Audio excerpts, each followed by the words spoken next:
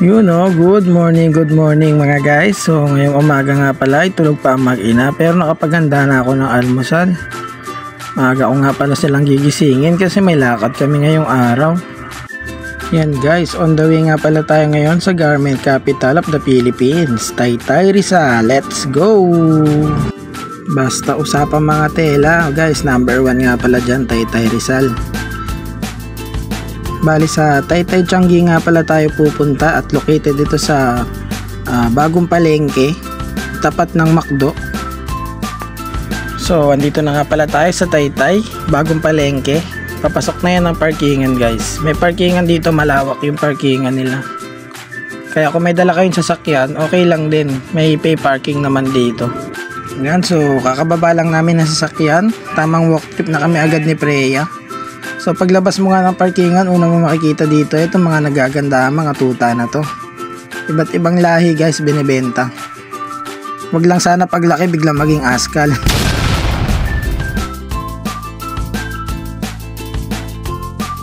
Ito nga pala yung mga makikita mo sa tabi ng bangketa, yung mga typical na nakikita natin sa mga pamilihan. Yan, typical na yan kasi lagi naman meron ganyan kahit saan palengke o Changi. Tapos eto nga, kung mahilig kayo magluto, meron din sila mga ganito na gawa sa kahoy. Ayan, may mga coin purse pa nga na 20 pesos lang ang halaga. Sobrang mura. At ito, tumingin na nga rin ako ng mga bra. Kapdi nga pala yung hinahanap ko para kasyang-kasya sa aking susi. Eto guys, yung mga short, sobrang quality ng tela. Kakahalaga nga lang pala to ng 100 to 150 ang isa. So ayun nga, nakakuha na tayo ng mga 3 piraso. Pang araw-araw lang.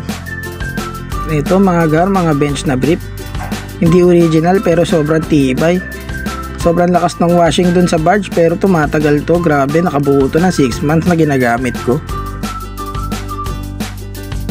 At yan nga, si Freya nakakuha na pala ng kanyang Kuromi na hairband. At ito nga pala, mga basahan na to na nagkakahalaga ng 400. Grabe, sobrang mura.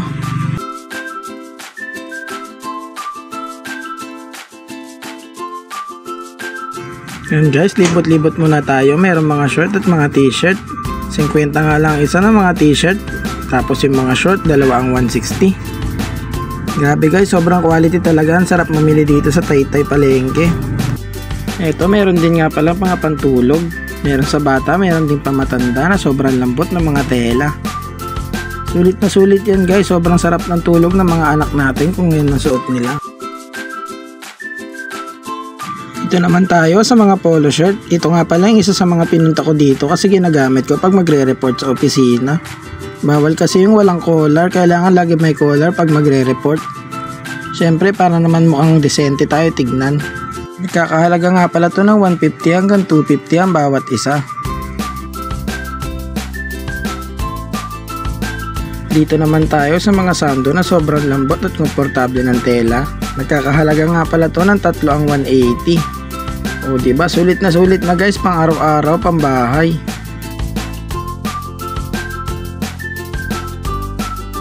So ayan, ikot-ikot pa nga tayo. Ayan yung makikita nyo guys pag pumasok kayo dyan sa may Taytay Changi.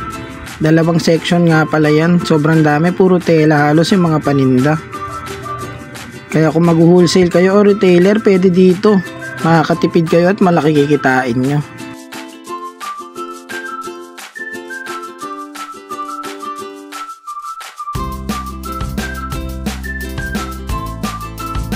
At eto, meron nga rin pala sila mga Crocs na tsinelas sa bandang labas.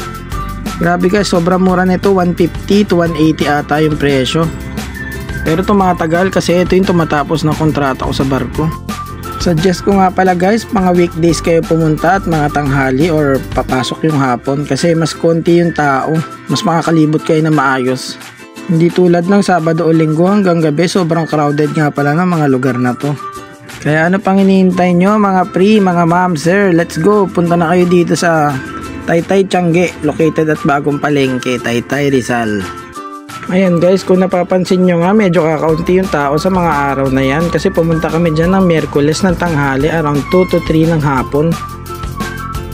Sobrang sarap maglibot kasi medyo makulimlim yung araw.